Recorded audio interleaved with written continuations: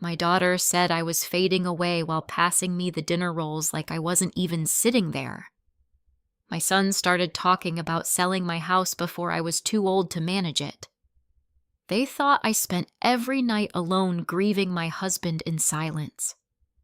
What they didn't know was that after midnight, while they slept peacefully believing I was weak, I was rebuilding the company my husband secretly left behind and preparing something that would change every one of our lives forever. If you've ever been underestimated by your own family, I want you to stay with me until the end of this story.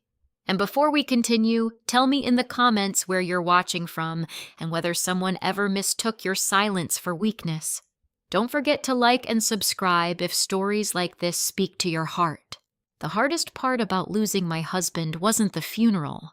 It wasn't the paperwork the casserole's neighbors dropped off, or even the silence that filled the house afterward.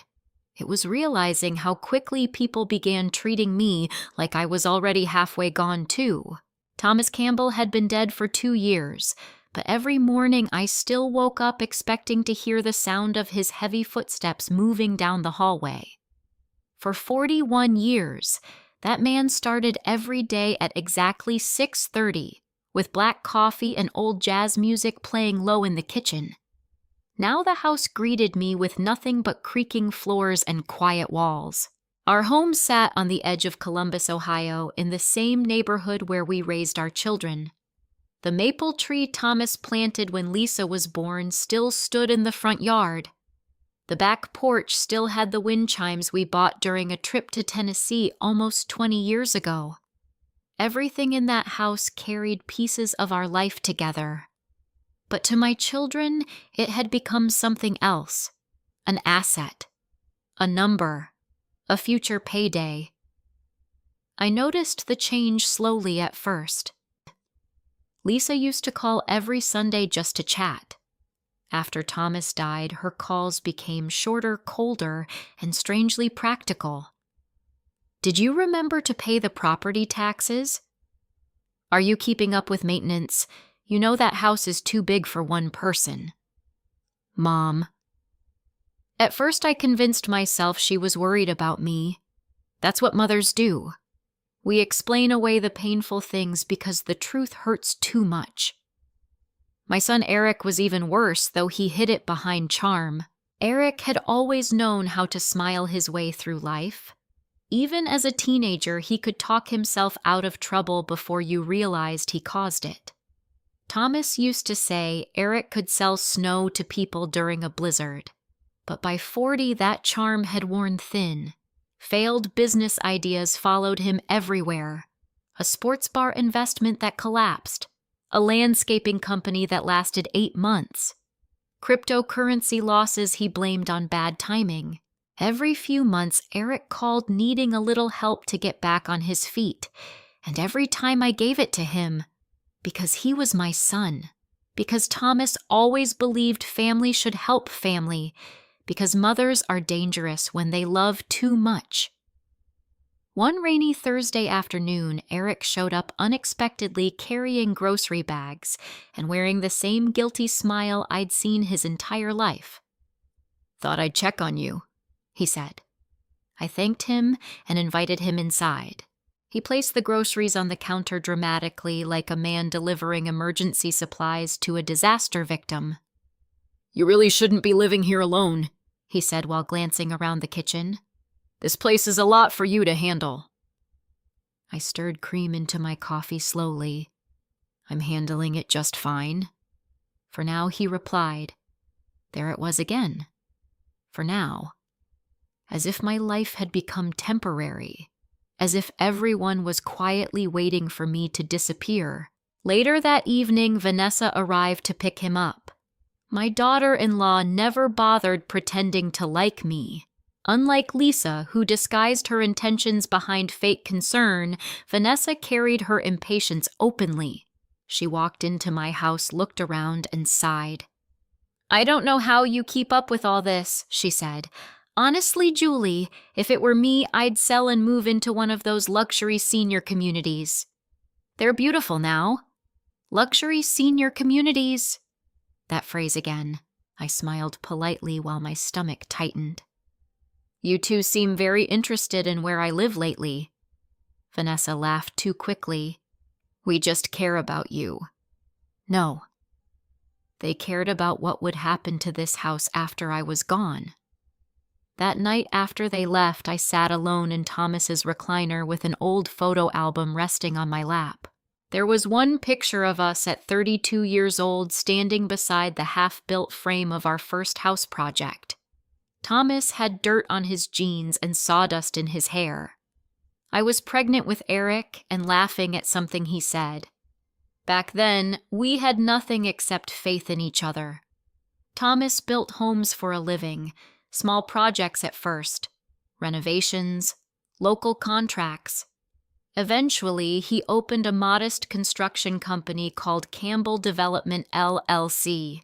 Nothing flashy, nothing enormous, but it gave us a good life, a stable life, and Thomas was proud of that.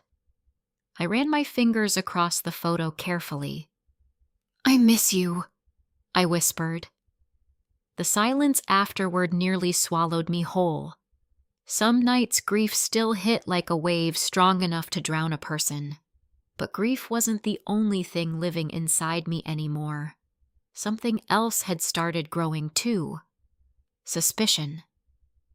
The next Sunday, Lisa invited herself over for dinner. She brought expensive wine and wore the same expression she used whenever she wanted something. Brian came with her, polite as always, carrying a pie from some bakery downtown. You shouldn't have, I said. Nonsense, Lisa replied brightly.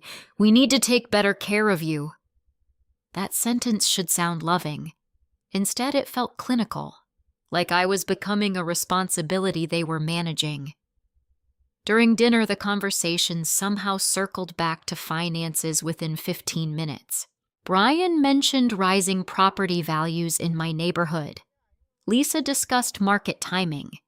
Eric, who had conveniently arrived uninvited halfway through dinner, talked about how difficult home maintenance could become at your age.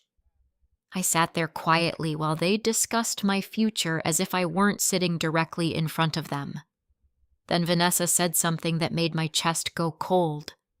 This house could probably sell for close to $800,000 now. The room went silent for half a second. Not because she embarrassed herself, because everyone else had already been thinking it too. I looked around the table slowly. Lisa avoided my eyes. Eric suddenly focused very hard on his potatoes. Brian cleared his throat. And in that moment, something inside me shifted. Not dramatically, not loudly, just enough for me to finally see clearly. They weren't visiting because they missed me. They were monitoring me, measuring me, waiting. That night after everyone left, I couldn't sleep. Rain tapped softly against the windows while I wandered through the hallway toward Thomas's old office. I hadn't touched much inside that room since he died. His reading glasses still sat on the desk. Stacks of old notebooks remained exactly where he left them. The air still smelled faintly like cedarwood and coffee. I opened one of the drawers looking for nothing in particular. That's when I found the envelope. My name was written across the front in Thomas's handwriting. Inside was a small brass storage key, and beneath it, folded carefully, was a single handwritten sentence. Julie, if the time ever comes when you feel alone, look deeper. I left more behind than they realize. My hands started shaking, because suddenly, for the first time in 2 years, I realized Thomas may not have left me helpless after all. I didn't tell anyone about the key. Not Lisa, not Eric, not even for a second. For the first time in years, I had something that belonged only to me and Thomas. And deep down, I already knew my children would try to take that too if they discovered it. The next morning, I slipped the brass key into my purse before driving across Columbus to meet Lisa for lunch. She had insisted. "Mom, we never spend enough time together anymore," she'd said sweetly over the phone. But when I arrived at the restaurant, she was already seated with brochures spread across the table. Senior living brochures. I stopped walking for a moment. Bright, smiling, gray-haired couples stared back at me from glossy pamphlets advertising luxury retirement lifestyles and stress-free independent living. Lisa beamed as if she were planning a vacation for me. "Aren't these beautiful?" she asked. I sat down slowly. "You brought brochures. I just thought we should start discussing options." Options. There was another word people used when they wanted control without sounding controlling. I picked up one brochure quietly. The place had a salon, a fitness center, and organized bingo nights. "How generous. How long have you been planning this?" I asked. Lisa laughed softly. "Oh, Mom, don't make it sound sinister." Sinister? Interesting choice of word. I looked at her carefully across the table. My daughter still wore her blonde hair perfectly straight, just like she had in college. Even at 43, Lisa moved through the world like someone permanently performing for an invisible audience. She reached for my hand. "We worry about you." "No," I said gently. "You worry about me being alone." Her expression tightened slightly. "Well, yes. I'm not helpless, Lisa. Nobody said you were helpless." But her eyes said something else entirely. Lunch became increasingly uncomfortable after that. She kept mentioning practical concerns. The stairs in my house, the maintenance, the neighborhood property taxes, the burden of living alone. Every sentence sounded rehearsed. And when she thought I wasn't paying attention, she kept glancing at my wedding ring. Thomas's ring still sat beside mine on a chain around my neck every single day. Finally, Lisa sighed dramatically. "You know, Brian and I were talking. If you sold the house now, you could make enough money to live comfortably forever." There it was. Not concern, not love, money. I stirred my iced tea slowly. "I already live comfortably." "For now," she replied. Again. "For now." That phrase haunted me lately like a warning bell. After lunch, I drove home feeling emotionally exhausted. But instead of going inside, I sat in the driveway gripping the steering wheel while memories flooded my mind. Thomas standing on a ladder painting the shutters. Eric riding his bike across the front lawn. Lisa practicing cheerleading routines on the porch. For decades, this house protected our family, and now my own children looked at it like vultures circling land. That evening, Eric called. "Hey, Mom," he said casually. "You busy tonight? I wasn't planning on it. Mind if Vanessa and I stop by?" Before I could answer, he added, "We just want to make sure you're okay." The concern in his voice sounded so practiced now that it almost made me sick. An hour later, they arrived carrying takeout containers and fake smiles. Vanessa immediately started commenting on the house. "You really should update the kitchen eventually," she said while looking around. "Modern buyers care about kitchens." Buyers. Not family. Not memories. Buyers. I noticed Eric watching me carefully throughout dinner, almost like he was evaluating my mental sharpness. Then he casually brought up estate planning. "You know, Dad handled most financial stuff," he said. "It might help if Lisa and I started organizing things with you. Organizing what you know. Paperwork. Future planning." Vanessa nodded quickly. "It's honestly dangerous when elderly people wait too long." Elderly people. I nearly laughed. 2 years ago, they came to me for advice about mortgages, taxes, parenting, investments, marriage problems. Now suddenly, I was an elderly woman incapable of understanding my own life. I excused myself halfway through dinner and walked into the garage just to breathe. Thomas's old workshop sat exactly the way he left it. Toolboxes, wood scraps, dust-covered blueprints. The familiar smell of sawdust hit me immediately. I rested my hands on the workbench and closed my eyes. "I don't know what you left me, Thomas," I whispered quietly, "but I think I understand why you hid it. Because he saw this coming." That realization settled heavily inside my chest. Thomas had loved our children deeply, but near the end of his life he became quieter around them, more observant. At the time I blamed aging. Now I wondered if he had simply noticed what I refused to see. When I returned inside, Eric and Vanessa had moved into the living room. Vanessa was scrolling through real estate listings on her phone. "I'm just saying," she said casually, "homes around here are selling fast." Eric looked uncomfortable for half a second before recovering. "Vanessa doesn't mean anything by it." "Yes, she does," I replied calmly. The room went silent. Vanessa crossed her arms. "We're trying to help you." Help me do what neither of them answered immediately. Finally, Eric leaned forward. "You can't stay here forever, Mom." The sentence hit harder than he intended. Not because it was technically true. None of us stay anywhere forever. But because of the cold practicality behind it. I looked at my son and suddenly saw exhaustion in his face, stress, financial panic, and beneath all of it, desperation. That was new. Later that night after they left, I finally decided to use the key. The storage facility sat 20 minutes away near an industrial part of the city. Thomas must have rented the unit years ago because the building looked old enough to collapse. My heart pounded while I walked down the dim hallway searching for Unit 214. When I unlocked the door and pulled it open, dust swirled into the air.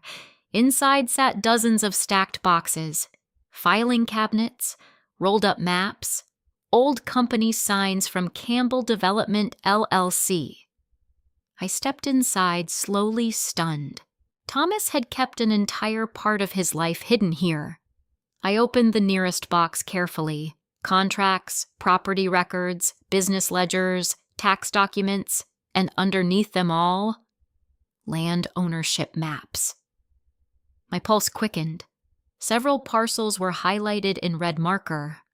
One address appeared repeatedly across different documents. I didn't recognize the location, but attached papers mentioned highway expansion proposals and commercial zoning reviews. I barely understood half of what I was reading. But one thing became painfully clear. This wasn't junk. This was something important, something valuable, and Thomas had hidden it from everyone. Suddenly, footsteps echoed behind me. I froze. A man's voice spoke carefully from the doorway. "Julie!" I turned sharply. A tall man stood there holding a cardboard box under one arm. It took me several seconds to recognize him. Caleb. Caleb Turner smiled sadly. "I wondered when you'd finally find this place." My stomach tightened instantly. "What do you mean?"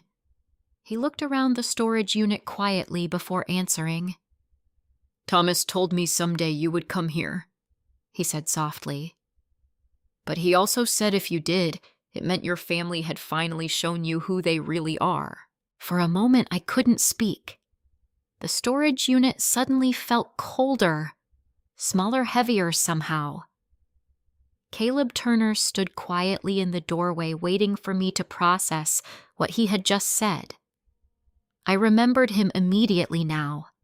He had worked for Thomas nearly 15 years ago during one of Campbell Development's busiest periods. Back then, Caleb was young, eager, and always carrying blueprints under one arm while chasing after my husband for instructions. Now he looked older, broader shoulders, a few gray streaks near his temples, but his eyes were the same, honest, steady. You knew about this place? I asked finally. Caleb nodded once. Thomas trusted me. The words hit unexpectedly hard, because trust had become something fragile in my life lately. I looked around the storage unit again. Rows of boxes, maps, legal folders, the remains of an entire hidden world my husband built quietly behind the scenes. Why would Thomas keep all this secret from me? I whispered. Caleb stepped farther inside before answering. He didn't keep it from you, Julie. He protected it until you were ready. I stared at him. That doesn't make sense. It will. He bent down and picked up one of the rolled maps, carefully spreading it across an old folding table nearby. You recognize this area? I moved closer. The map showed land just outside Columbus near an expanding commercial corridor, highways, development zones, future construction markers. No. Caleb pointed toward several outlined parcels highlighted in red. Campbell Development still owns these. I blinked. That's impossible. Thomas shut the company down years ago. Publicly. Yes. I looked up sharply. What does that mean? Caleb exhaled slowly. It means your husband was smarter than most people realized. My chest tightened. Thomas had always been careful with money, careful with contracts, careful with people, but secretive. That part was new. Caleb continued explaining while pulling additional documents from nearby boxes. Years ago, several developers tried purchasing land near the future highway expansion. Most people ignored the area because at the time it looked worthless. But Thomas saw long-term potential. Quietly through Campbell Development, LLC, he purchased several small parcels over time. Then he stopped talking about them completely. He said people get dangerous when money gets involved, Caleb explained. I thought immediately of Lisa, Eric, Vanessa. How much is this land worth? I asked carefully. Caleb hesitated. That depends on the final zoning approvals. And if those approvals happen, he met my eyes directly. Potentially millions. The word echoed through my head so loudly, I almost stopped breathing. Millions. I sat down heavily in an old metal chair nearby. My children had been circling my home like hungry animals over ordinary property value. What would they become if they discovered this? Caleb seemed to read the fear on my face. That's why Thomas hid everything. I looked at him sharply. You knew he distrusted the kids. Caleb's silence answered before his mouth did. Finally, he said softly, Near the end, yes. Pain spread through my chest in a way I wasn't prepared for. Because no matter how much my children disappointed me lately, hearing confirmation from someone else made it real in a permanent way. When did this happen? I asked quietly. A few years before he got sick. Caleb leaned against the table. He started noticing conversations, questions about money, pressure about future inheritance planning. I closed my eyes briefly. Thomas had seen it before I did. Maybe because fathers see ambition differently than mothers do. Mothers protect, excuse, forgive. Sometimes long after we should stop. He told me something once. Caleb continued carefully. He said Julie still sees their hearts the way they were when they were children. My throat tightened instantly. Because it was true. Even now, part of me still saw Lisa at age 8 wearing pigtails and crying when her goldfish died. Part of me still saw Eric running across soccer fields looking for his father in the crowd. Mothers carry old versions of their children forever, even when those children stop deserving it. Caleb opened another filing cabinet and handed me a thick folder. Inside were organized records with my name attached to certain documents. My name. Not Lisa's. Not Eric's. Mine. "He prepared all this for you," Caleb said. I flipped through the pages slowly. Business ownership structures, updated operating agreements, tax records, meeting notes. Then I found something else. A handwritten notebook.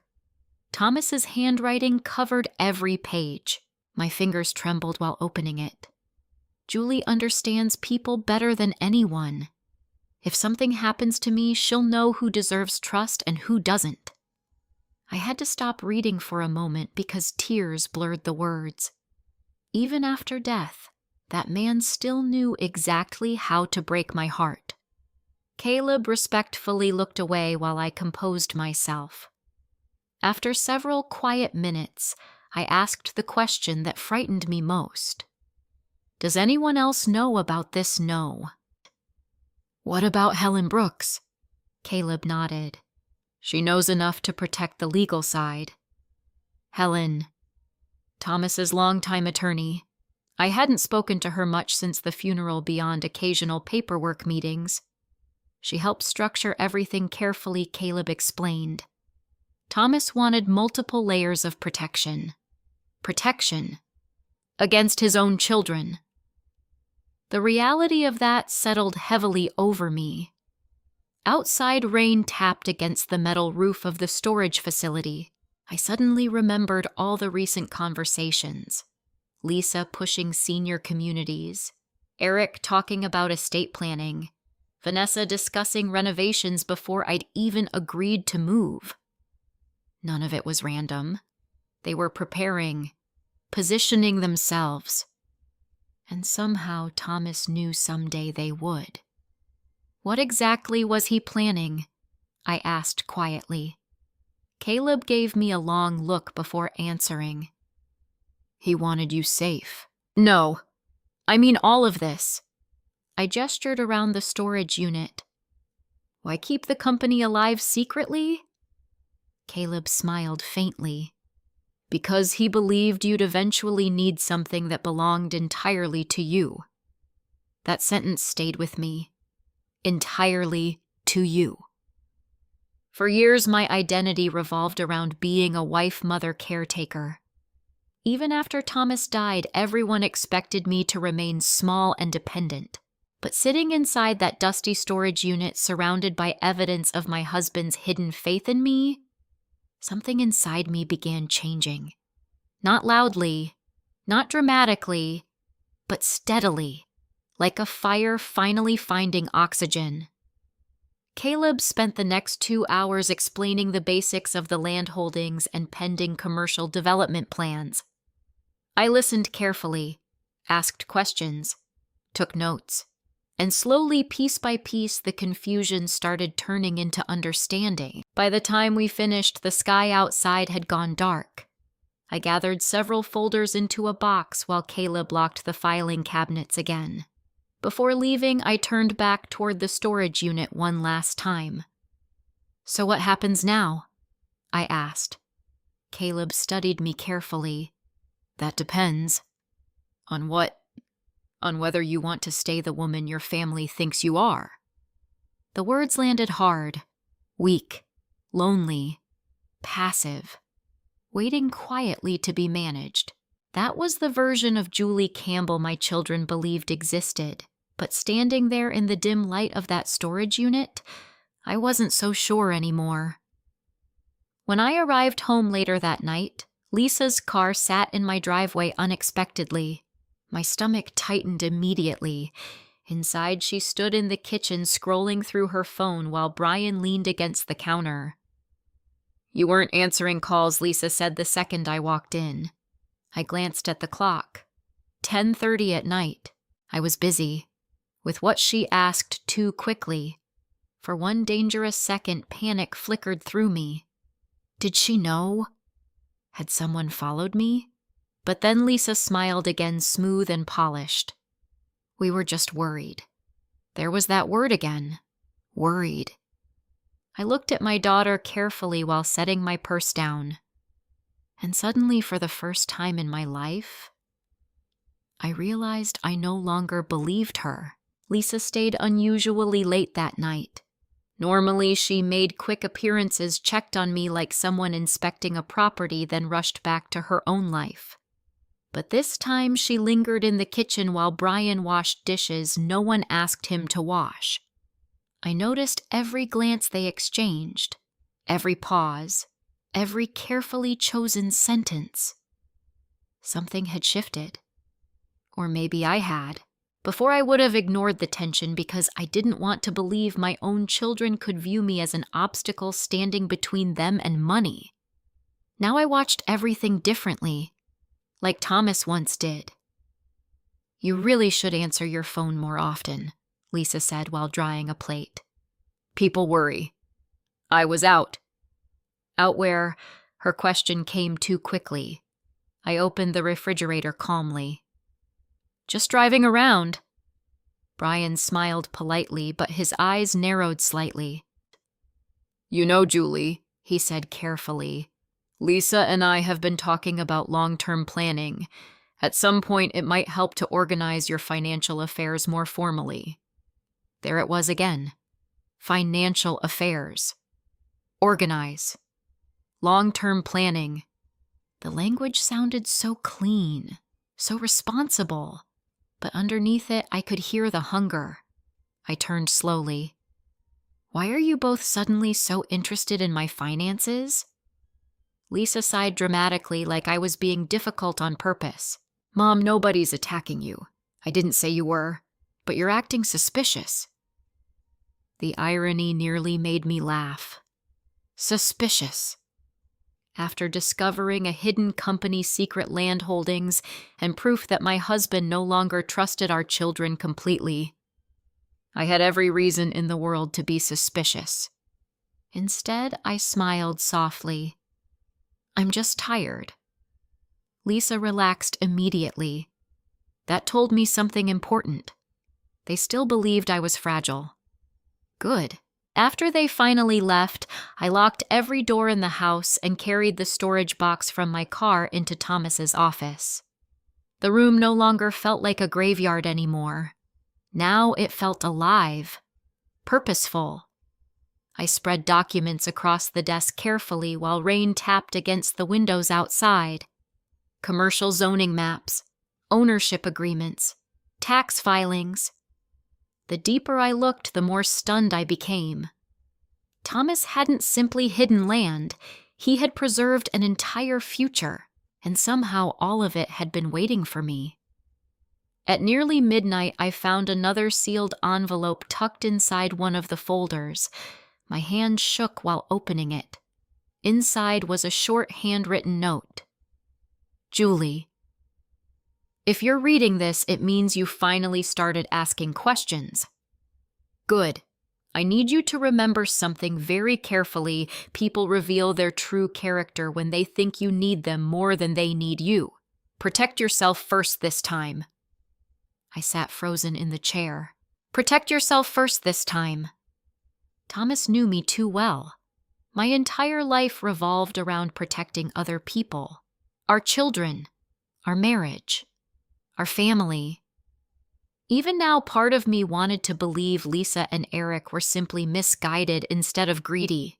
But Thomas had already reached his conclusion before he died, and suddenly I realized something terrifying. He trusted me enough to leave me everything, but not enough to believe I would see the truth immediately. The next morning, I called Helen Brooks. She answered on the second ring. "Julie." Her voice sounded surprised. "I need to see you," I said quietly. There was a brief pause before she answered. "Do you know about the storage unit?" I closed my eyes. So she knew too. "Yes." Another silence. Then her tone softened.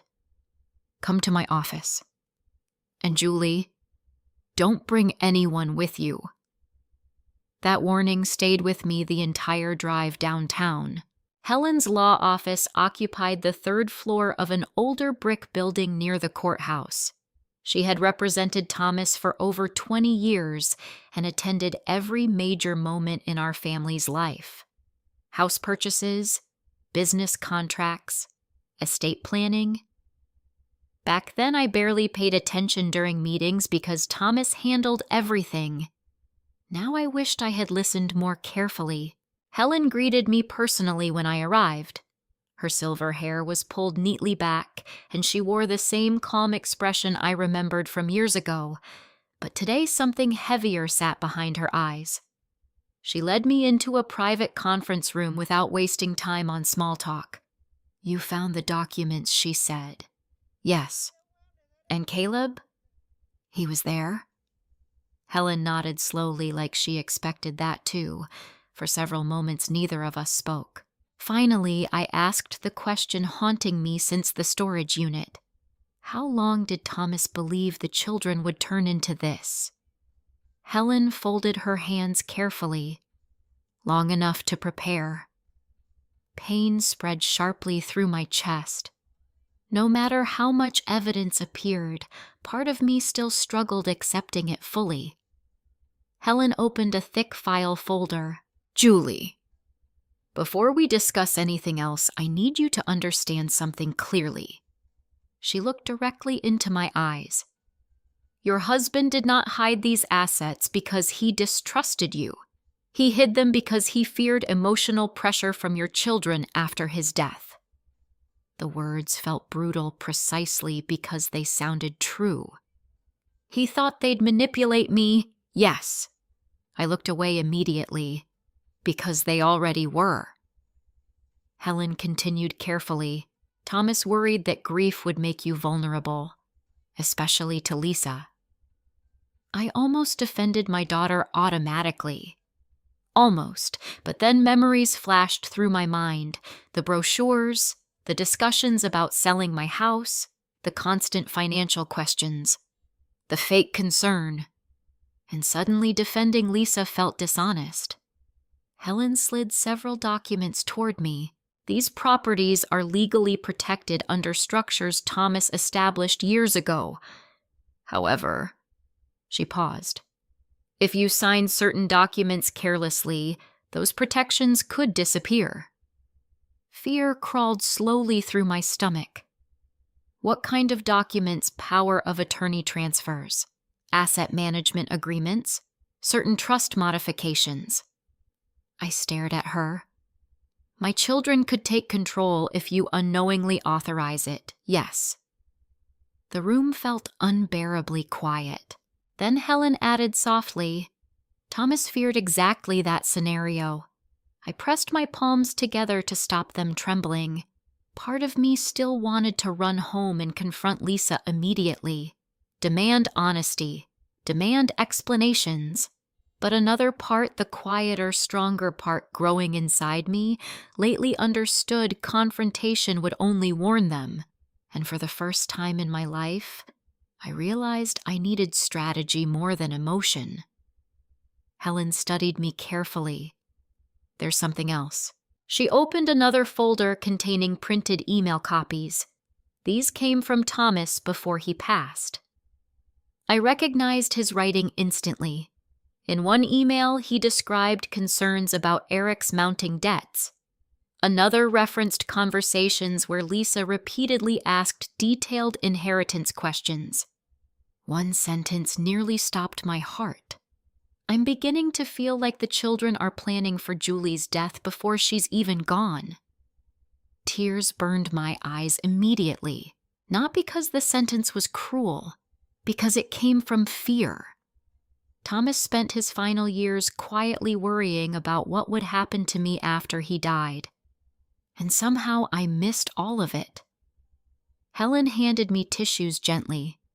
"You don't have to decide anything today." But I already knew something important had changed permanently. I could no longer afford blindness simply because someone shared my blood. Before I left, Helen leaned forward seriously. "Julie, listen carefully. From this moment forward, trust actions, not words." The sentence echoed Thomas's note almost perfectly. Outside the office, the cold Ohio wind hit my face sharply. For several minutes, I stood alone on the sidewalk watching traffic pass. People hurried through their lives carrying coffee cups and briefcases, while my entire world quietly rearranged itself underneath me. Then my phone rang. Lisa. I stared at the screen for several seconds before answering. "Hi, Mom," she said brightly. "I was thinking maybe we could all have dinner tomorrow night. Eric wants to discuss some future planning stuff with you." Future planning. I looked up at the gray sky above Columbus, and for the first time, instead of feeling afraid of what my family was doing behind my back, I started wondering what would happen when they realized I was no longer the helpless widow they thought they controlled. The strangest thing about finally seeing the truth was how impossible it became to unsee it afterward. Once the illusion broke, every conversation with my family sounded different, sharper, colder, calculated. The next evening, I hosted dinner exactly like Lisa requested. I cooked Eric's favorite pot roast recipe, set the dining table with the expensive plates Thomas and I bought during our 25th anniversary trip, and lit the small candle in the center of the table the way I always did during family gatherings. Outwardly, everything looked normal. Inside, I was changing. Lisa arrived first carrying a bottle of wine and exaggerated concern. "You look tired, Mom," she said immediately. I smiled gently. I didn't sleep well. That answer visibly pleased her. Interesting. Brian followed behind her with his usual polished politeness, while Eric and Vanessa arrived 20 minutes late after loudly arguing in the driveway about money.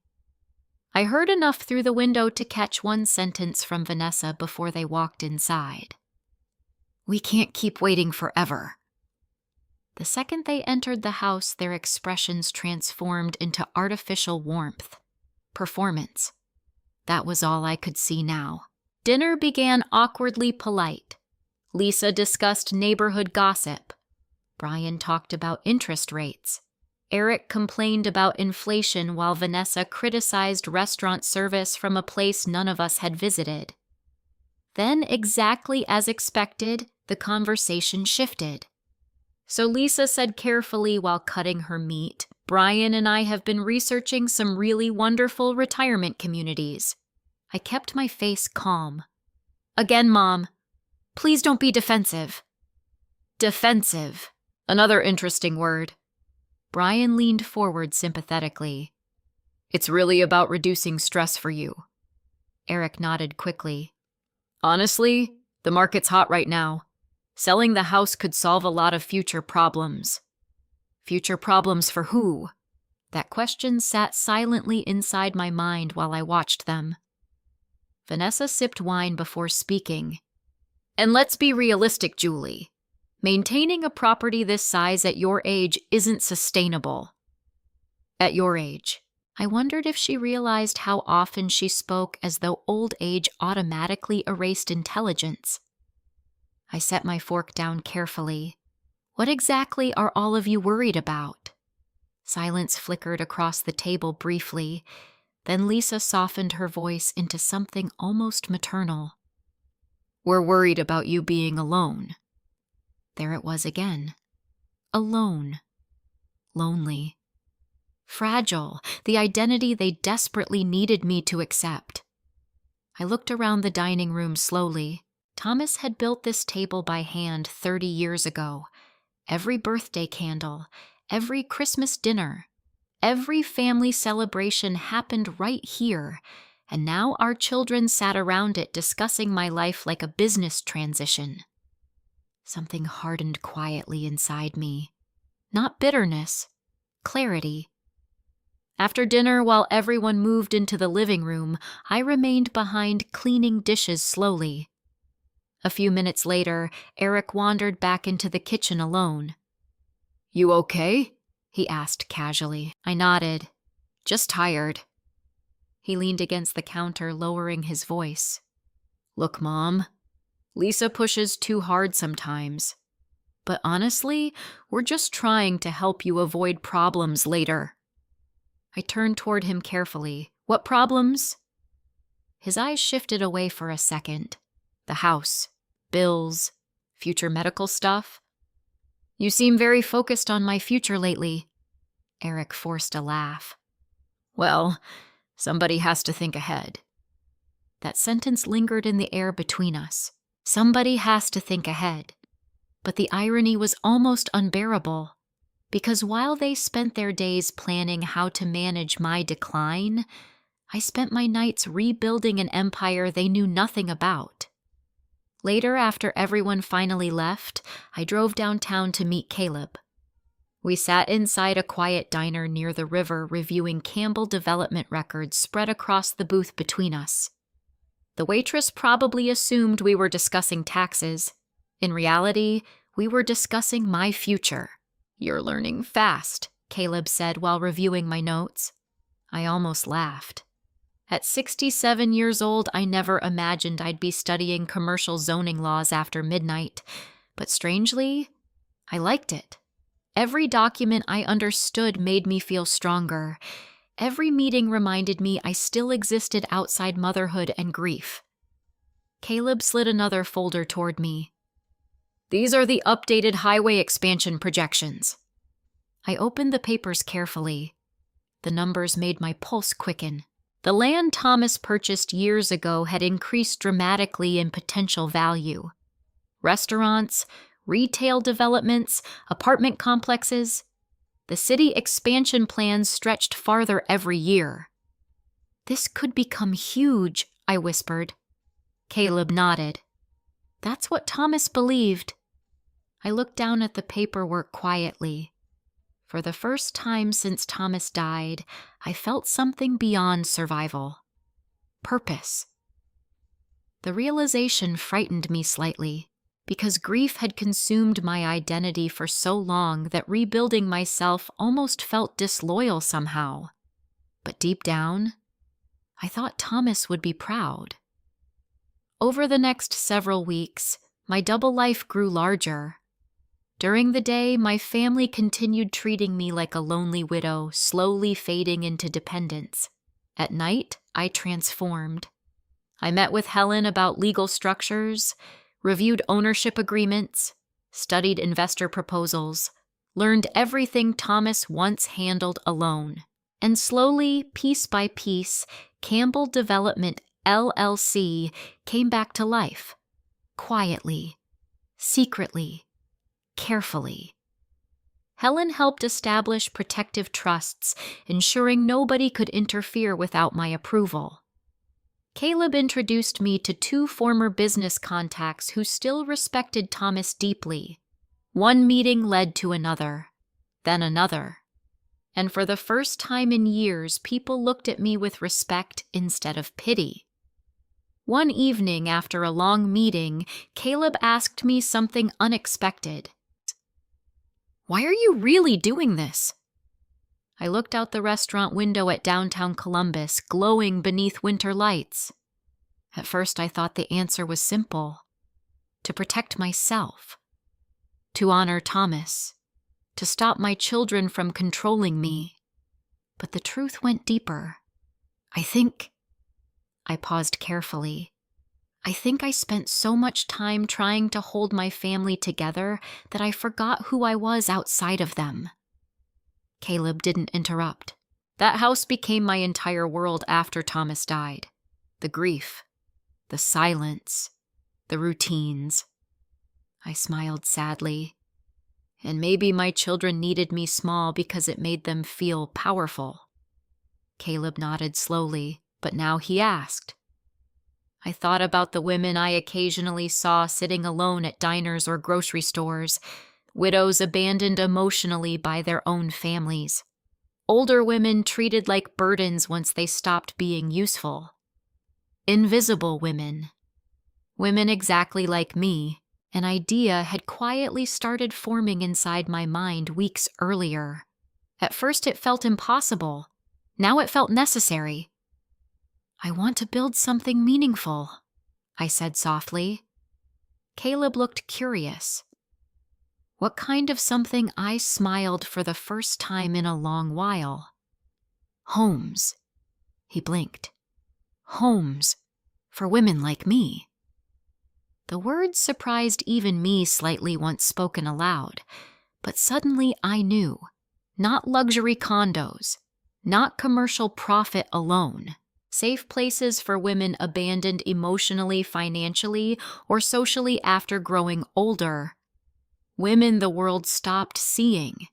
Thomas spent his life building houses. Maybe I could build something even more important. A future. That night when I returned home after midnight, Lisa's car wasn't there. Neither was Eric's. The house sat quiet beneath soft snowfall, and for the first time in years, the silence no longer felt lonely. It felt powerful, because while my family spent their nights imagining my decline, I was building a new life none of them could even imagine yet. The attack came 2 weeks later, not loudly, not dramatically. That's the thing about betrayal inside families. It rarely arrives looking like violence. Usually it arrives wearing concern. Lisa called me Tuesday morning, sounding unusually cheerful.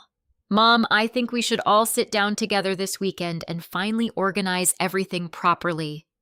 I poured coffee slowly while holding the phone against my shoulder. "Organize what?" "Oh, just legal stuff. Future planning. Nothing stressful. Nothing stressful." That alone told me stress was exactly what I should expect. By then, Helen had already warned me this moment would come. Power of attorney forms, asset transfer documents, financial control agreements disguised as protection. I agreed to the meeting anyway, because now I needed proof. Saturday evening arrived cold and gray. Snow covered the edges of my driveway while Lisa's SUV pulled in first, followed by Eric's truck. I watched them through the living room curtains before opening the door. Lisa carried a leather folder. Brian carried a briefcase. Eric looked tense. Vanessa looked impatient. Not one of them looked nervous about what they were about to do to me. That hurt more than I expected. "Hi, Mom," Lisa said brightly, kissing my cheek. "You look tired." Again, they love telling me I look tired lately. Fragile people are easier to control. I smiled softly and stepped aside. "Come in." Within 20 minutes, my dining room table transformed into something that felt less like a family gathering and more like a business acquisition. Papers spread everywhere. Folders, legal tabs, highlighted paragraphs. Brian adjusted his glasses while organizing documents carefully. "We're just trying to simplify things proactively," he explained in his professional voice. Eric nodded along too quickly. "Yeah, just in case something ever happens. Something. Never specific. Never honest. Always hidden behind vague concern." Vanessa leaned back in her chair, scrolling through her phone. "This is honestly overdue," she muttered. I noticed Lisa shoot her a warning glance. Apparently, they still wanted to maintain the illusion of compassion. I folded my hands calmly in my lap. "So explain this to me." Brian immediately brightened, clearly prepared for the role. "Well, Julie, these documents would allow Lisa and Eric to help manage financial matters if necessary. If necessary. Health situations, emergencies, cognitive decline." There it was, the implication hidden beneath polite language. I tilted my head slightly. "You think my mind is declining?" Lisa jumped in immediately. "No, Mom. Of course not. Then why would I need people taking over my finances?" The room grew slightly tighter. Eric cleared his throat. "It's normal planning." I looked down at the papers without touching them. Thanks to Helen, I already knew exactly what they contained. Transfer authority, property management rights, business access clauses, broad financial control permissions. If signed, they would gain enormous influence over nearly everything I owned, and they thought I was foolish enough not to understand it. That realization cut deeply, not because strangers underestimated me, because my own children did. Lisa softened her tone again. Mom, please don't make this emotional. I almost laughed at the cruelty of that sentence, as if emotions weren't exactly what they were manipulating. I just want to understand, I said quietly. Brian slid one document closer. This section simply ensures someone can assist with property decisions. Property decisions. Interesting wording. I glanced at Eric. What property specifically? He hesitated. Too long. Then Vanessa answered for him. The house, obviously. There it was again. Always the house. Always circling back to assets. Never memories. Never love. Lisa reached across the table toward me. We're trying to protect you. No, I said calmly. You're trying to prepare for me disappearing. Silence exploded across the room. Eric rubbed his forehead immediately. Mom? But Lisa recovered quickly. That's unfair. Is it? Nobody answered. The quiet told me everything. I stood slowly. I'm going to make tea. Does anyone want some? The sudden shift confused them. Lisa blinked. Sure. In the kitchen, I took several slow breaths while the kettle heated. Then quietly, I pressed record on my phone and slipped it into my sweater pocket. Helen suggested documenting conversations moving forward. At first, the idea felt heartbreaking. Now it felt necessary. When I returned, the atmosphere had changed slightly. They thought they were close to convincing me. I could see it. The confidence, the impatience underneath their fake smiles. Brian pointed toward another page. This section is mostly procedural. Procedural. That procedural section would allow them significant authority over Campbell Development Holdings if they discovered the company existed. Thankfully, they still knew nothing. I pretended to struggle reading certain clauses. What does this mean exactly? Brian leaned closer eagerly. It's standard language. It says transfer authority, only in certain circumstances. Defined by who? His smile tightened slightly. Julie, legal documents always sound intimidating. Translation: stop asking questions. Across the table, Vanessa sighed loudly. This wouldn't even be necessary if you'd just move somewhere easier already. Lisa shot her another sharp look, but Vanessa kept going. You're alone in a giant house. It doesn't make sense. I looked directly at her. Maybe it doesn't make sense to you because you think older people stop having lives. Her expression hardened instantly. For a brief second, the mask slipped completely. And there it was. Annoyance, disrespect, impatience. She didn't see me as family anymore. Just an obstacle. Eric finally spoke again, frustration creeping into his voice. Why are you making this difficult? That sentence hit me unexpectedly hard. Because motherhood trains women to absorb guilt automatically. Even now, part of me wanted to apologize for disappointing them. But another voice inside me, the stronger voice growing louder each day, refused. Instead, I asked quietly, what happens after I sign? Lisa answered immediately, we help manage things. Manage them for whose benefit nobody spoke. The silence stretched painfully long.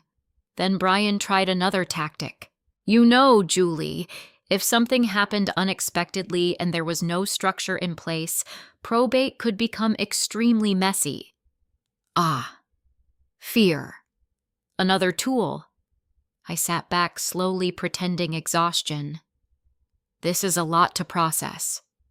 Lisa's expression softened instantly again. Of course it is.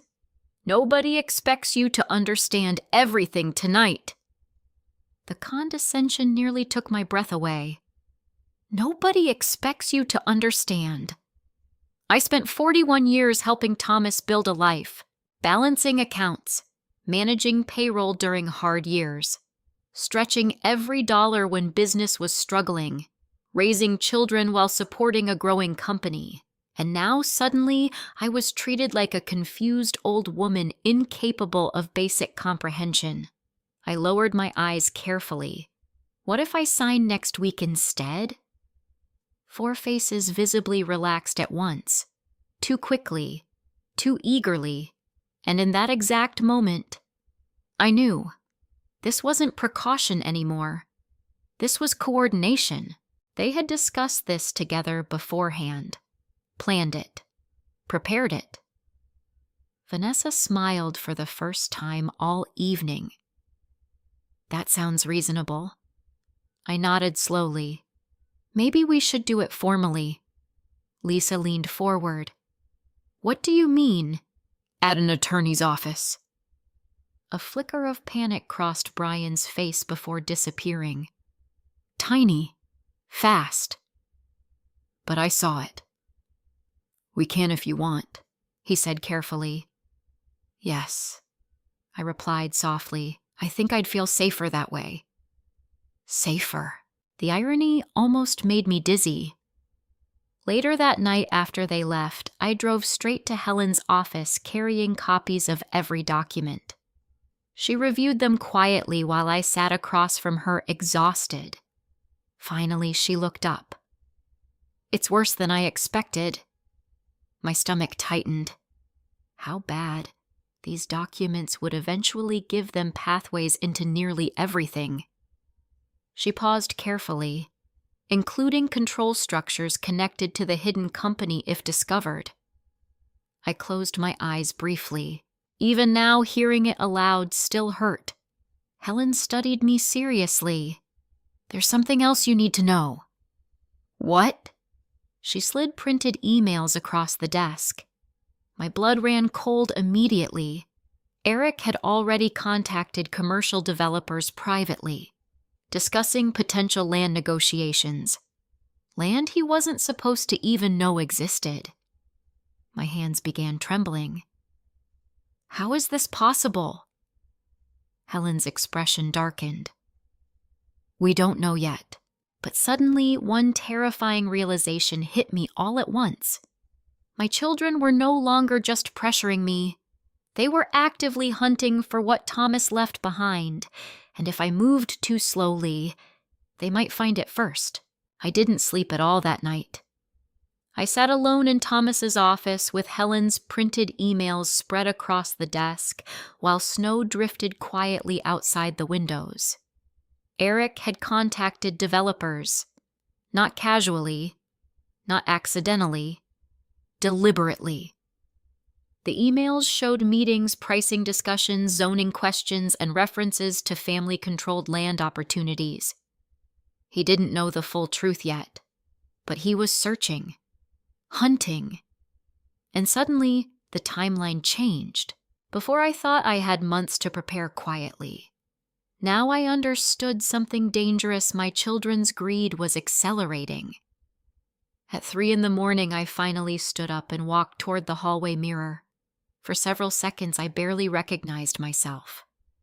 Gray hair loosely tied back, tired eyes, wrinkles grief carved slowly over 2 difficult years. But beneath all of that, something else had appeared. Resolve. I remembered what Caleb asked me weeks earlier. Do you want to stay the woman your family thinks you are? The answer now felt painfully obvious. No. The next morning I called Lisa. I've been thinking about the paperwork, I said softly. Her tone brightened instantly. Oh, maybe you're right. The silence on the other end practically vibrated with excitement. You mean that I don't want everyone worrying about me anymore? That sentence sounded weak enough to satisfy her. Good. We can schedule another meeting whenever you're ready, she said carefully, trying not to sound too eager. I'd rather do it properly, I replied. At an attorney's office. Another brief silence. Then, of course. I could almost hear her mentally celebrating. After hanging up, I drove directly downtown to meet Helen and Caleb. The three of us sat inside Helen's conference room reviewing strategy like preparing for battle. Because in many ways, that's exactly what this had become. They think you're surrendering, Helen said. I know. Good, Caleb muttered quietly. Let them. Helen opened several folders carefully. Julie, once we do this, there's no going backward emotionally.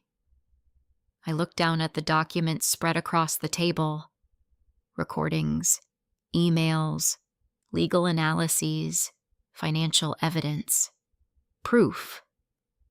My chest tightened painfully because despite everything, these were still my children, the little boy who once cried when his dog died, the little girl who used to crawl into my bed during thunderstorms. No mother reaches this moment without mourning something invisible first. I know, I whispered. Helen leaned forward gently. You can still choose a quieter path. No. I shook my head slowly. If I stay silent now, they'll only learn that manipulation works. The room fell quiet, and for the first time since Thomas died, I realized I wasn't speaking like a grieving widow anymore. I was speaking like someone rebuilding herself. Over the next week, I performed weakness carefully. It frightened me how easily my family believed it. Lisa suddenly became affectionate again. Eric called every day checking on me. Vanessa even brought flowers once, though she looked irritated the entire time. They thought they were winning. Meanwhile, my real life unfolded quietly behind the scenes. Campbell Development LLC officially reopened under revised structures Helen created. Caleb coordinated preliminary land evaluations. I finalized early plans for the housing project that had slowly grown from idea into mission. The more I worked, the more alive I felt. Not younger, not happier exactly, but purposeful. Grief still existed. I still missed Thomas every single day, but now my pain had direction. One afternoon, Caleb and I visited one of the undeveloped properties outside Columbus. Cold wind swept across the empty land while traffic hummed faintly from the nearby highway.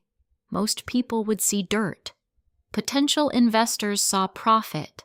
But I saw something else entirely. Rows of small homes, gardens, safety, dignity, second chances. What are you thinking? Caleb asked. I smiled faintly. I think loneliness changes women. He nodded quietly. Sometimes it destroys them. Yes, I said softly, but sometimes it finally forces them to become themselves.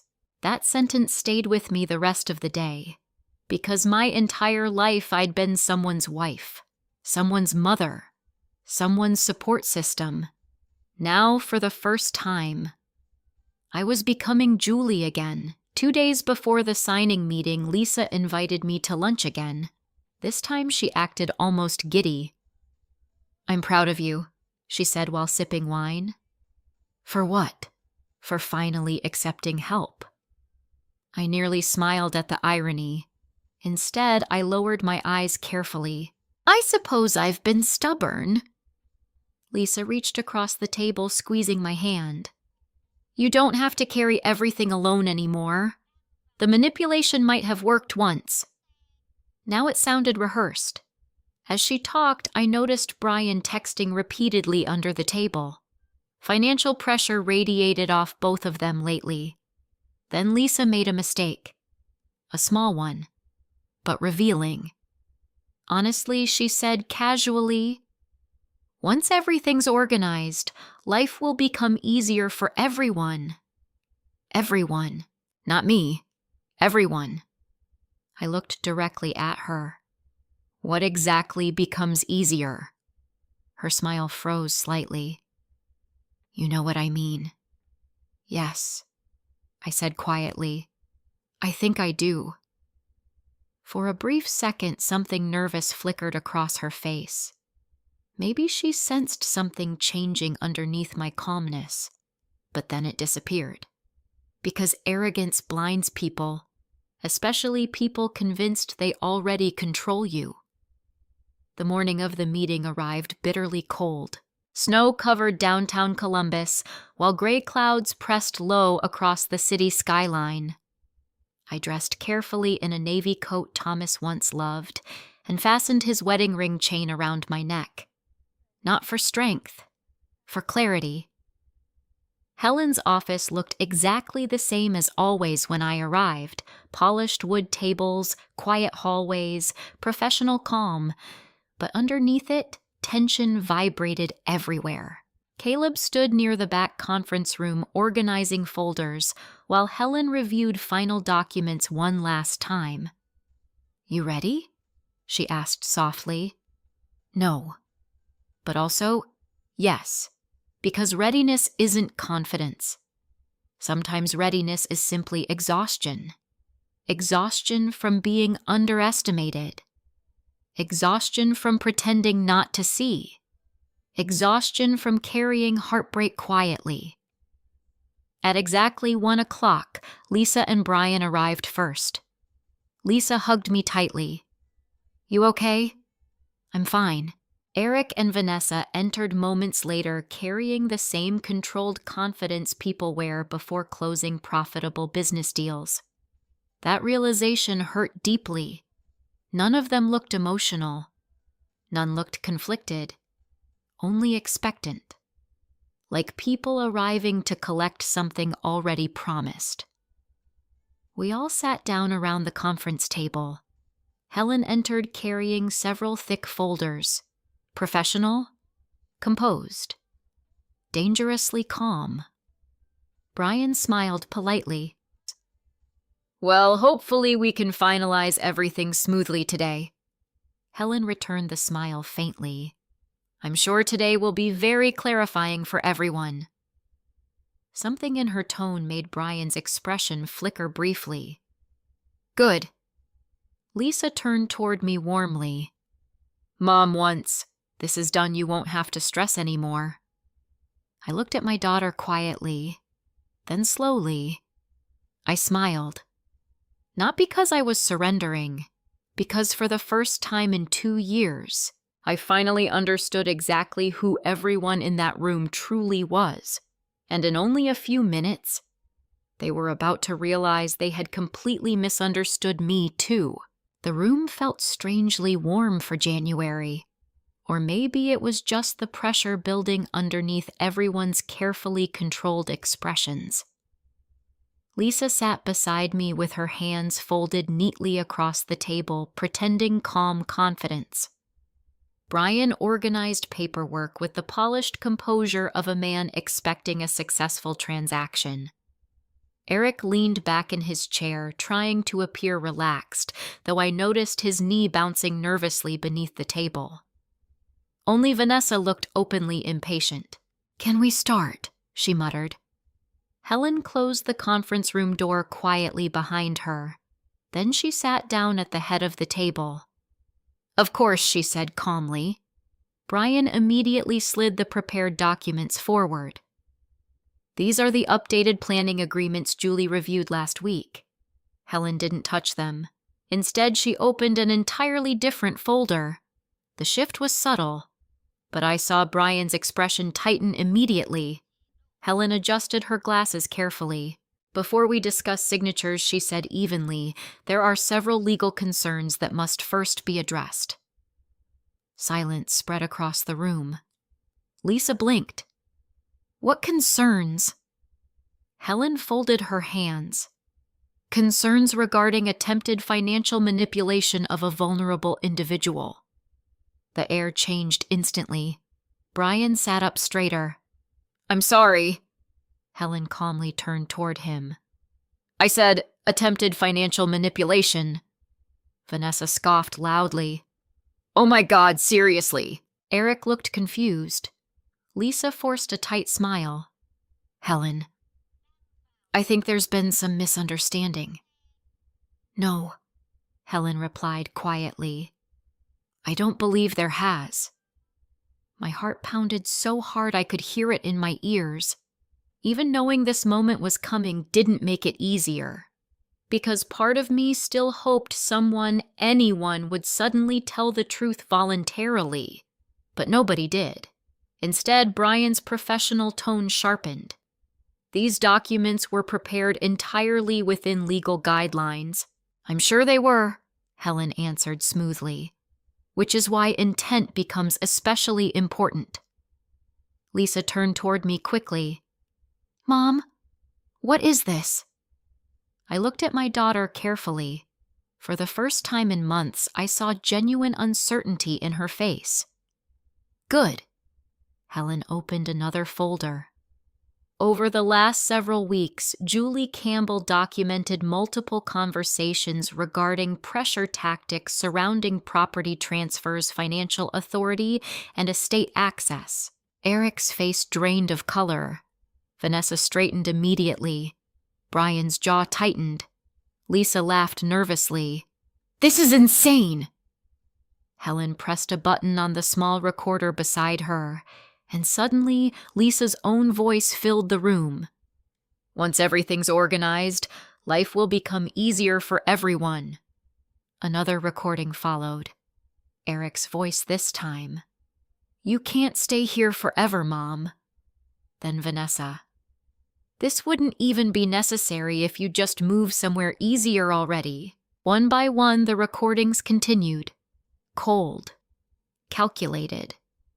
Impossible to deny. I watched the panic spread slowly across their faces. Not guilt.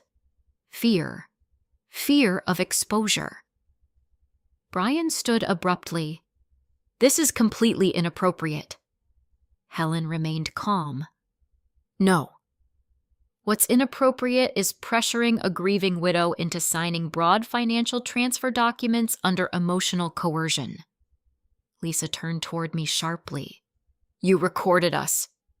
The hurt in her voice almost broke me, not because she was betrayed, because she still didn't understand what she had done first.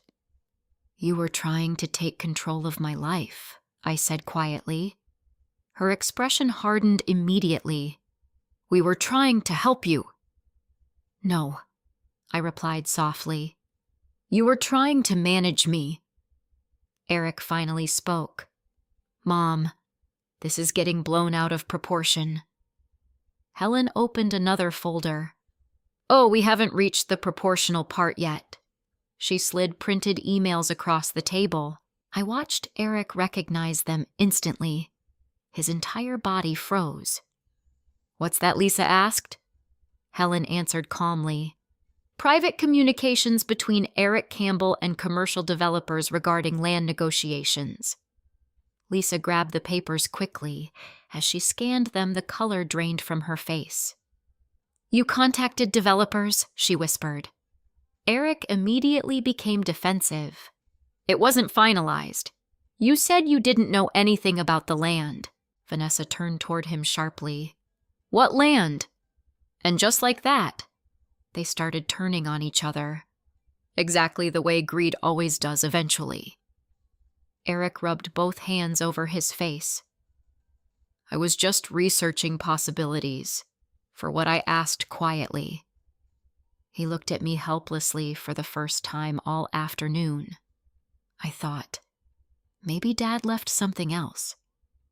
The honesty in that sentence hurt more than the lies, because it confirmed everything. He wasn't protecting me. He was searching for assets. Helen leaned forward. Mr. Campbell, several of these emails imply anticipated family access to undeclared properties. Eric said nothing. Brian stepped in quickly. "My client." "He's not your client," Helen interrupted sharply. "He's Julie's son." The room fell silent again. I looked at my children slowly. Lisa's mascara had begun smearing slightly beneath her eyes. Eric looked trapped.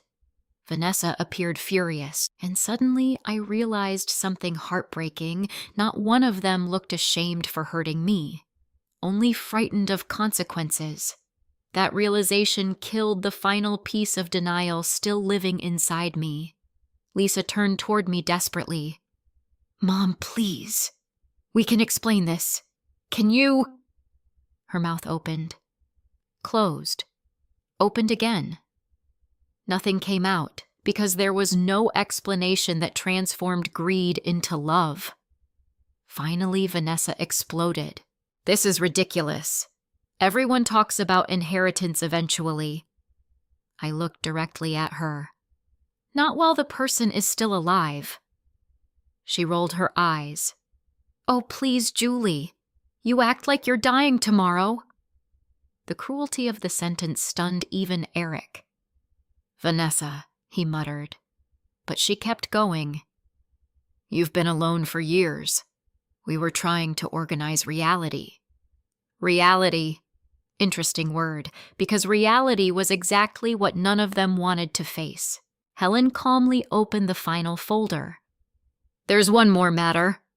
Brian's expression darkened immediately. Helen continued. "Several weeks ago, Julie Campbell finalized irrevocable legal protections regarding all business holdings, land assets, trusts, and development interests." The room froze. Lisa blinked. "What does that mean?" "It means," Helen said evenly, "none of you have legal access to Campbell development assets." Eric stared at her. "What assets?" For the first time during the entire meeting, I spoke clearly. "The company your father left behind." Complete silence. Vanessa frowned. "What company?" Lisa slowly turned toward me. "Mom." I held her gaze steadily. "Your father spent years preparing protections because he feared this exact situation." The betrayal on her face almost looked genuine, but it was betrayal over losing access, not losing me. Brian finally spoke carefully. "How substantial are these holdings?" Helen closed the folder. "That information is no longer relevant to anyone in this room except Julie." Vanessa whispered. "Oh my God!" Eric stared at me like he no longer recognized his own mother. "You hid this from us." I almost laughed. After months of manipulation, they still believed secrecy belonged only to me. "No," I said softly. "Your father protected it from you." That sentence shattered whatever remained of the illusion. Lisa burst into tears immediately. Eric stood up pacing. Vanessa started blaming him openly. Brian demanded copies of documents. And through all of it, I sat quietly, not triumphant, not joyful, just tired. Deeply tired. Because no victory exists in watching your children reveal the worst parts of themselves. Finally, Lisa looked at me with tears running down her face. "Do you really think we're terrible people?" The question nearly destroyed me, because once upon a time, I would have answered no immediately. But now, I answered honestly. I think somewhere along the way I said quietly, "You stopped seeing me as your mother, and started seeing me as something standing between you and money." Nobody spoke, even Vanessa. And in that heavy silence, the truth finally sat fully exposed between all of us. Ugly, permanent, impossible to take back. Helen slowly gathered the documents. "This meeting is concluded."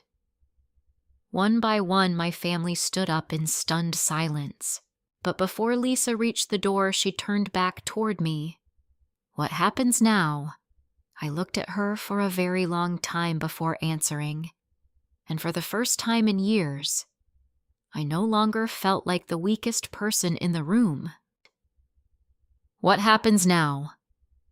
Lisa's question followed me all the way home that evening, not because I didn't know the answer, because I finally did.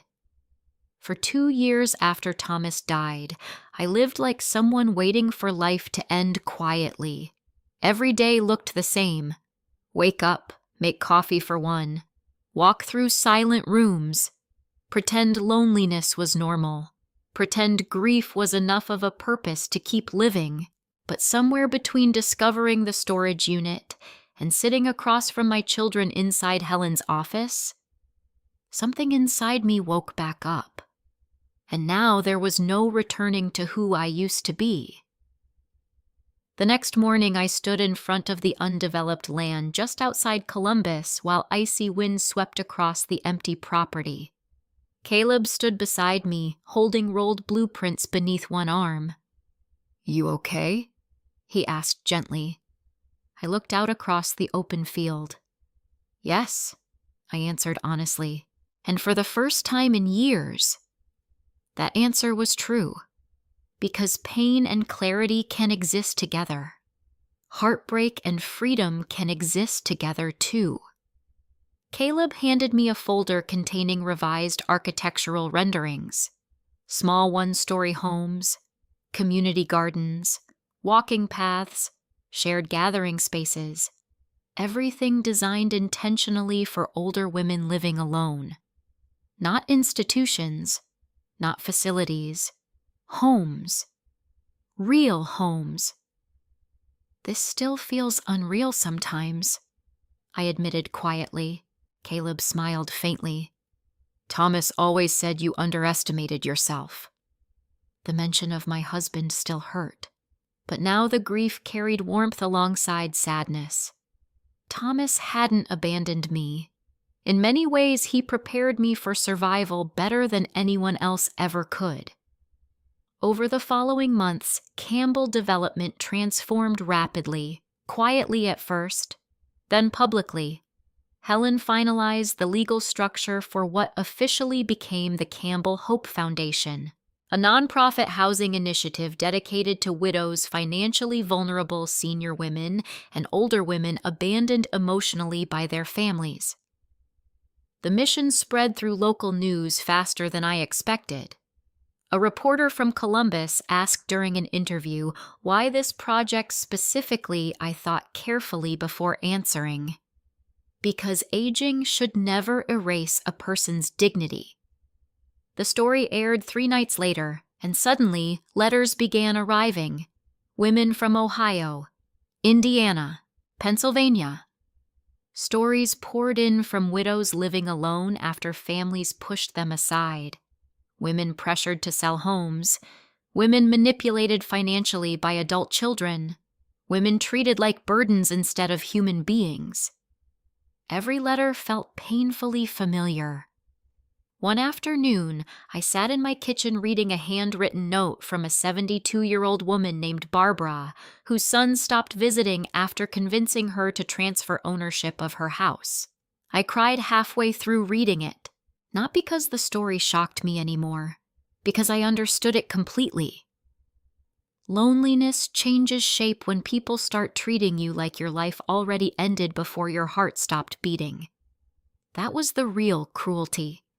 Not aging, erasure. But slowly through the foundation, I started meeting women who refused to disappear quietly, and being around them healed something inside me too. Meanwhile, my relationship with Lisa and Eric collapsed almost completely.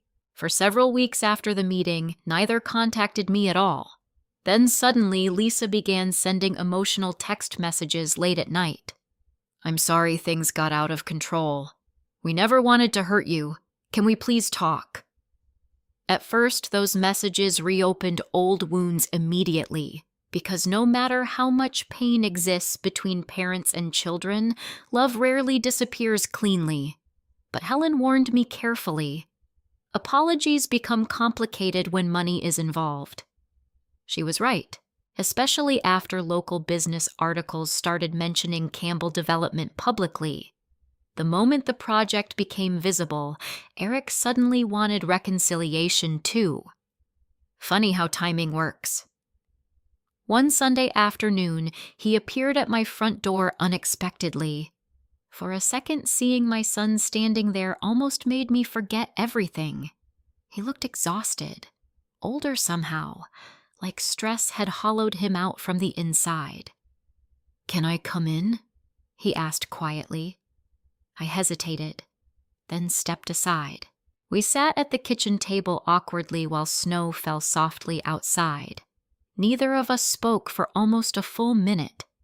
Finally, Eric looked down. "I messed up."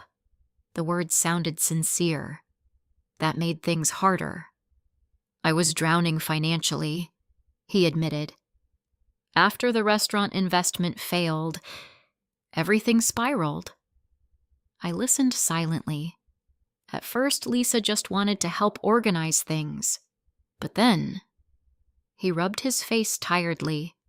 "When we realized there might be more assets," he stopped speaking, "because some truths become uglier once spoken aloud fully." "You stopped seeing me," I finished quietly. Eric's eyes filled with tears immediately. "That's not true." "Yes," I said softly.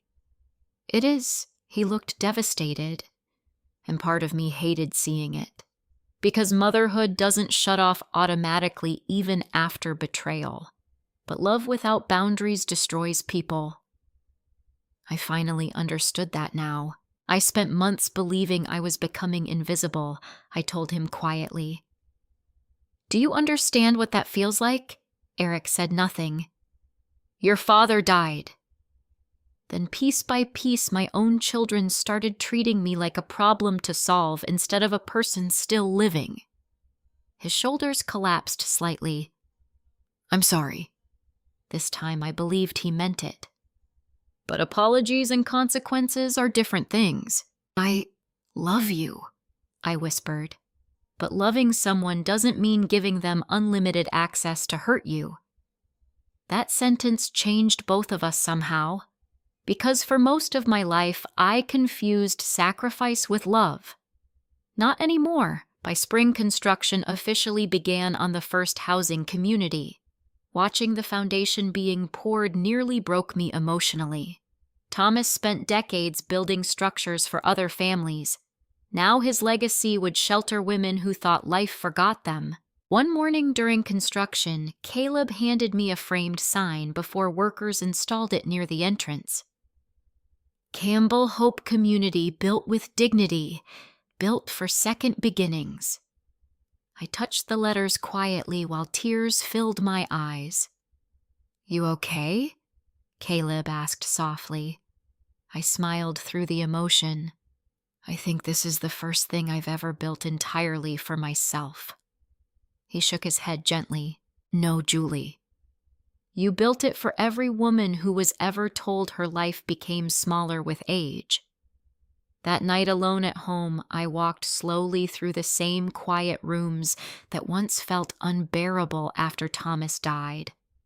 But the house felt different now. Not empty, peaceful. Because loneliness and solitude aren't the same thing. Loneliness is feeling unseen. Solitude is finally seeing yourself clearly. And after everything that happened, I no longer feared being alone. What I feared now was ever becoming invisible to myself again. The grand opening happened on a warm September afternoon. I stood near the entrance of Campbell Hope Community, watching women slowly arrive one by one beneath strings of white lights and late summer sunlight. Some came alone. Some arrived carrying boxes from temporary apartments or relatives' homes. Others walked carefully with cautious expressions like people who still weren't entirely sure they deserved a fresh beginning. I understood that feeling better than anyone. The property no longer looked like empty land beside a highway expansion. Now it held 12 small homes painted soft shades of cream and blue surrounded by flower gardens, benches, and walking paths. Peaceful, safe, alive. A brass sign stood near the entrance, built with dignity, built for second beginnings. Thomas would have loved it. That thought hit me so suddenly I had to look away for a moment before tears ruined my makeup. "You okay?" Caleb asked quietly beside me. I smiled softly. "I think he's here somehow." Caleb nodded without joking. "Yeah," he said. "I think so too." The ceremony itself was small but emotional. Local reporters attended. Community leaders gave speeches. Helen stood proudly beside me while cameras flashed and volunteers guided residents through their new homes. But the most powerful moments happened quietly. One woman named Patricia hugged me for nearly a full minute after receiving her house key. "My daughter told me I was becoming a burden," she whispered shakily. "I thought my life was basically over." Another woman, Eleanor, admitted her sons pressured her to sell her home after her husband died. "They kept saying it was for my own good," she said bitterly. But somehow their version of helping always involved my money. I squeezed her hands gently. "You're safe here now." And every time I said those words to someone else, I felt myself healing too. Because the truth is, betrayal changes people permanently. You never return fully to who you were before someone you love stops valuing your humanity. But pain can either harden a person or deepen them. I chose deepening. Lisa and Eric did not attend the opening. Part of me expected them anyway.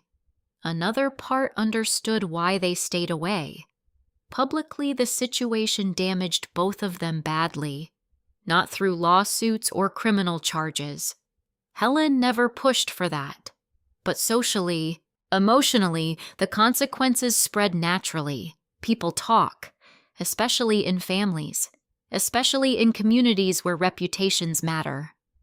Friends who once admired Lisa started keeping distance after details quietly surfaced about the pressure campaign against me. Eric's business relationships suffered after several developers learned how aggressively he pursued land access that wasn't his. Even Vanessa disappeared socially for a while after openly complaining to the wrong people about old people hoarding wealth. Cruelty always sounds uglier once strangers hear it out loud. Still, despite everything, they were still my children. And some nights that reality hurt more than all the manipulation combined. 3 weeks after the opening, Lisa finally came to see me. Alone. No Brian. No rehearsed speeches. Just my daughter standing nervously on my porch, holding nothing except a small bakery box. For several seconds, neither of us spoke. Then quietly she said, "I didn't know if you'd open the door." Honestly, neither did I. But I stepped aside anyway. We sat together in the kitchen while evening sunlight stretched across the counters. The same kitchen where years earlier she used to sit doing homework while Thomas cooked pancakes on Sunday mornings. Memory makes forgiveness complicated. Lisa looked thinner, exhausted, older somehow. "I saw the community online," she said softly. "It's beautiful. Thank you." Silence settled again. Then suddenly she started crying. Not dramatically, not manipulatively, just quietly. "I became someone I don't even recognize," she whispered. Those words pierced straight through me because I had asked myself similar questions after Thomas died. Grief changes identity. But greed does too. I think... Lisa struggled to continue. "I think after Dad died, I got scared. I listened quietly. Everything started feeling unstable. Money, the economy, Brian's investments? She wiped tears from her face. And somewhere along the way, I stopped seeing you as my mother and started seeing you as security. There it was. The truth. Ugly, honest, human. And strangely, that honesty mattered more to me than all the apologies before it. I'm angry with you, I admitted softly. She nodded immediately. You should be. But I also know fear makes people selfish sometimes. Lisa cried harder at that. Because forgiveness isn't pretending pain never happened. Forgiveness is deciding someone's worst moment doesn't have to become the only truth about them forever. That doesn't erase consequences. It just leaves room for humanity afterward. We talked for nearly 3 hours. About Thomas. About childhood memories. About all the ways our family slowly broke apart without anyone admitting it. Before leaving, Lisa hesitated near the front door. Do you think we'll ever be okay again? I looked at my daughter carefully. Not the greedy woman from Helen's office. Not the manipulative daughter from those recordings. Just a flawed human being standing in front of me carrying regret. I think I said slowly, relationships survive honesty better than performance. She nodded quietly, and for the first time in years, our conversation felt real. A week later, something unexpected arrived in the mail. A sealed envelope addressed in Thomas's handwriting. My breath caught instantly. Helen later explained it had been stored inside a delayed legal file Thomas requested only be delivered after the Campbell Hope Project officially opened. My hand shook while opening it. Inside was a single handwritten letter. Julie, if you're reading this, then you did exactly what I hoped you would. You built something meaningful. I know you probably spent a long time believing your strength came from taking care of everyone else. But the truth is, your strength was always entirely your own. People will underestimate quiet women forever. Let them, because quiet women survive things loud people cannot even imagine. And when the time comes, they rebuild entire worlds from the ruins. I hope you finally see yourself the way I always did. Not lonely, not weak, extraordinary. Forever yours, Thomas. By the time I finished reading, tears blurred every word on the page. I walked outside carrying the letter while sunset painted the Ohio sky gold and amber across the neighborhood. The wind moved softly through the maple tree Thomas planted decades ago. And suddenly, standing there alone, I didn't feel alone at all. Because loneliness had transformed into purpose, betrayal had transformed into wisdom, and silence, the silence everyone once mistook for weakness, had become the foundation of an entirely new life. After everything that happened, I learned something I wish more people understood. Growing older does not make someone less valuable. Grief does not erase intelligence. And quiet people are often building strength in places nobody bothers to look. Sometimes the people closest to us become so focused on inheritance, convenience, or control that they forget parents are still human beings with dreams, dignity, and purpose. But pain can become something powerful if we refuse to let it destroy us completely. If this story touched your heart, I'd truly love to hear from you. Have you ever been underestimated by your own family or felt invisible as you got older? And where are you watching from today? Please share your thoughts in the comments. Your story may help someone else feel less alone. And if you enjoy emotional storytelling like this, don't forget to like and subscribe so we can keep sharing these journeys together.